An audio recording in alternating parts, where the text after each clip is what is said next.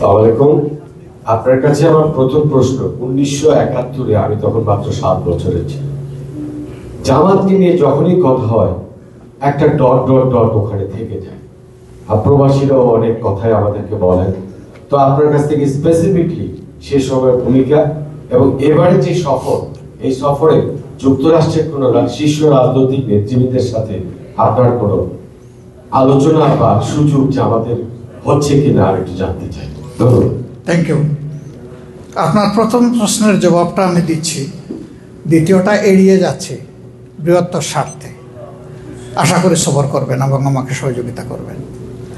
প্রথম প্রশ্নের জবাব হলো, আপনি যেমন 7 বছরের শিশু, আমি তখন 12.5 বছরের শিশু। আমি মুক্তিযুদ্ধ করি নাই, কিন্তু আমার সাথে মুক্তিযুদ্ধের ব্লাডের সম্পর্ক আছে। আমার সেকেন্ড কাজিন, উনি তখনকার ইপিআরের একজন অফিসার ছিলেন। তিনি উই রিভোল্ট বলে চট্টগ্রামে যখন আমাদের সেনা অফিসাররা পাকিস্তান বাহিনীর বিরুদ্ধে রিভোল্ট করেছিলেন, তখন ওখানে প্যারামিলিটারি হিসাবে ইপিআরও তাদের সাথে ছিল। 3rd ডেতেই কিন্তু ওপেন ফাইটে তিনি মারা যান। কাজে আমি কিন্তু এটা ইনহেরিট করি। আমার ব্যক্তি অবস্থান আর দলের অবস্থান ভিন্ন হতে পারে। তখন আমার বয়সও হয়নি কোনো রাজনীতি করার, কিন্তু স্রোতের তালে আমিও কোনো না কোনো একটা সংগঠনের হাতে লেখা পোস্টারের কর্মী। সেই সংগঠনটা কিন্তু কোনো ইসলামী সংগঠন না, একটা ভিন্ন প্ল্যাটফর্ম। তবে যা দেখেছি, এই আদো আদো বুঝ নিয়ে যা দেখেছি, তাতে অবশ্যই তখন বাংলাদেশে বা তৎকালীন পূর্ব পাকিস্তানে অনেক ক্ষয়ক্ষতি হয়েছে, এটা কেউ অস্বীকার করতে পারবে না। পাকিস্তানের 23 বছর শাসন করেছে মূলত সামরিক শাসকরা এবং মুসলিম লীগ, এই দুইটা মিলে। 70-এর নির্বাচন ছিল 23 বছরের মাথায় পাকিস্তানের প্রথম সাধারণ নির্বাচন। এর আগে আর সাধারণ নির্বাচন হয়নি। তখন বেসিক ডেমোক্রেসির আন্ডারে যারা মেম্বার চেয়ারম্যান ছিলেন তাদের ভোটেই কিন্তু প্রেসিডেন্ট নির্বাচিত হতেন, এমপিরাও নির্বাচিত হতেন, এমএনএরাও নির্বাচিত হতেন। সেখানে দুটো ছিল, প্রভিন্সিয়াল অ্যাসেম্বলি এবং ন্যাশনাল অ্যাসেম্বলি। ফলে এটাই ছিল জাতিরাষ্ট্র হিসাবে প্রত্যেকটি ম্যাচিউর নাগরিকের প্রথম ভোট দেওয়ার সুযোগ, সরাসরি তার শাসক নির্বাচনের জন্য। ডিজাইন, এলিগেন্স, বিউটি, সেরা পণ্য সবার জন্য জেভিকো। সেই বছর ভোটের এই দৌড়ে পশ্চিম পাকিস্তানে ভুট্টো সাহেব 72টি আসন পেয়েছিলেন। অন্যান্য আসনগুলা বিভিন্ন দলের মধ্যে ভাগ হয়েছিল। আর পূর্ব পাকিস্তানের 162টি আসনের মধ্যে 2টি ছাড়া সবগুলো উইন করেছিল আওয়ামী লীগ, 160টি আসন। ফলে 300 আসনের যে জাতীয় পরিষদ, সেখানে সংখ্যাগরিষ্ঠতা পেয়ে গেল আওয়ামী লীগ। আমরা ইতিহাস থেকে যেটা দেখি, জামাতই প্রথম দল পূর্ব পাকিস্তানে মিছিল বের করে বলেছে, নির্বাচিত দলের হাতে ক্ষমতা দিন। এটা মার্চের 1 তারিখ, যখন অনিশ্চিত হয়ে পড়ল, যখন ঢাকা সংসদ অধিবেশন স্থগিত হয়ে গেল, আশঙ্কা যখন দেখা দিল। পরবর্তী পর্যায়ে বিষয় অন্যদিকে গড়ালো। শেখ মুজিবুর রহমান সাহেব 25শে মার্চের দিনগত রাত্রে অ্যারেস্ট হলেন। সিনিয়র লিডাররা তারা সরে গেলেন, যে যেদিকে পারেন আশ্রয় নিয়েছেন। এবং 26-27 তারিখের দিকে পরস্পর 2টি ডিক্লারেশন আসলো, স্বাধীনতার ঘোষণা আসলো। প্রথমে এক ধরনের, পরে আবার একটু রিভিউ করে আরেক ধরনের। এরপরেই মুক্তিযুদ্ধ আস্তে আস্তে অর্গানাইজ হয়। 9 মাস এই যুদ্ধ চলে। এই যুদ্ধ চলাকালীন সময়ে উভয় পক্ষে প্রচুর মানুষ হতাহত হয়েছে।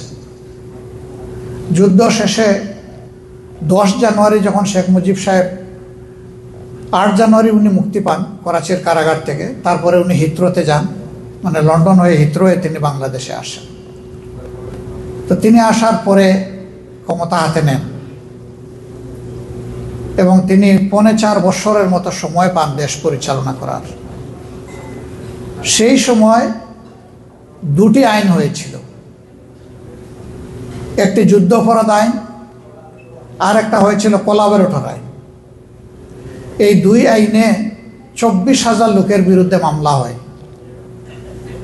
আর যুদ্ধ অপরাধী হিসাবে 195 জনকে ফাইনাল করেন শেখ মুজিব সাহেব নিজের হাতে, যার মধ্যে পূর্ব পাকিস্তানি কোনো নাগরিক ছিলেন না, সবাই ছিলেন পশ্চিম পাকিস্তানের লোক এবং সামরিক বাহিনীর লোক। কিন্তু পূর্ব পাকিস্তানের এই যে 34,000 লোক যারা ছিলেন, তারা সবাই কোলাবরেটর আইনে কিন্তু প্রসিকিউটেড হন।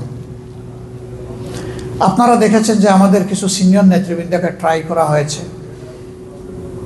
আন্তর্জাতিক আদালতের নামে, একটা আদালতে তাদের কারো নামে, শেখ মুজিবুর রহমান সাহেব জীবিত থাকা অবস্থায় তখন 422টি থানা ছিল পূর্ব পাকিস্তানে, কোনো একটি থানায় মামলা তো দূরের কথা, একটা জিডিও ছিল না। যখন ঘটনা তাজা, সাক্ষী জীবিত, আলামত একেবারেই স্পষ্ট, তখন কিছু ছিল না। হ্যাঁ, আমরা ধরে নিলাম 2-4 জন থাকলে হয়তো বা এটা কোনোভাবে ভুলে এসকেপ হয়ে গেছে, পরবর্তী যে কোনো সময় তাদের নামে এই মামলাটা হতে পারত। কিন্তু না, আমরা দেখলাম কি যে শেষ পর্যন্ত শেখ মুজিব সাহেব জেনারেল অ্যামনেস্টি ঘোষণা করলেন যে 4টা সুস্পষ্ট অপরাধ ছাড়া বাকি যাদেরকে এখানে প্রসিকিউট করা হয়েছে তাদের সবাইকে ফ্রি করে দেওয়া হলো।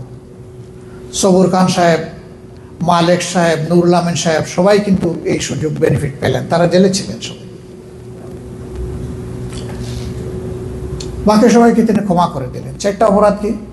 যেন মানুষ খুন করেছেন, ধর্ষণ করেছেন, লুণ্ঠন করেছেন, অগ্নিসংযোগ করেছেন। স্পেসিফিক অভিযোগ যাদের বিরুদ্ধে আছে তাদেরকে কোনো জেনারেল অ্যামনেস্টির আন্ডারে আনা হয়নি, সাধারণ ক্ষমার আওতায় তারা আসেন। এখানেও কিন্তু জামাতের লোক নাই। আপনারা রিসেন্টলি দেখছেন, একটা পুরানা, অনেকে বলবে যে সেই পুরানা কাহিনী আমরা জানিও না, এগুলো শুনেও লাভ নাই। রিসেন্টটা দেখেন, শেখ হাসিনা সরকারের আমলে মুক্তিযোদ্ধা বিষয়ক তো একটা মন্ত্রণালয় আছে, তার ইনকামবেন্ট মিনিস্টার ছিলেন আ.ক.ম মোজাম্মেল। তার নেতৃত্বে 10,000 রাজাকারের একটা তালিকা তৈরি হয়েছে। সেই তালিকায় 8,000-এর ঊর্ধ্বে লোক বিলংস টু আওয়ামী লীগ, 1,000 অল্প আরেকটা দল, 37 জন মানুষের নাম এসেছে তারা জামাতে ইসলামীর সাথে রিলেটেড। ওখানে প্রত্যেকের দলীয় পরিচয় লেখা ছিল, কে কোন দলে আছে। কিন্তু আনফর্চুনেটলি আমার ভাই যে প্রশ্ন করেছেন যে জামাতের বিষয়টা যখনই আসে তখন 71-এর ওই বিষয়টা চলে আসে, তাহলে কি 71-এ জামাতের কোনো ভূমিকা ছিল না? অবশ্যই ছিল। জামাত তখন ফিল করেছিল যে পাকিস্তান ইউনাইটেড থাকা দরকার। তখনও কিন্তু পাকিস্তান, আওয়ামী লীগের বহু লিডার পাকিস্তান সরকারের আন্ডারে চাকরি করেছেন, বেতন নিয়েছেন, এমনকি আওয়ামী লীগের লিডার পরিবারের অনেকে তৎকালীন পাকিস্তানের সরকারের রেশন নিয়েছে, বেনিফিট নিয়েছে। আমাদের কোনো আপত্তি নাই, বিপদের সময় এটা সরকারের দায়িত্ব, নাগরিকদেরকে দেখা দেখেছে যে সে কোন দলের, এটা আমাদের দেখার ব্যাপার না। সেগুলো বাস্তবতা। 14 ডিসেম্বর পর্যন্ত বাংলাদেশের প্রায়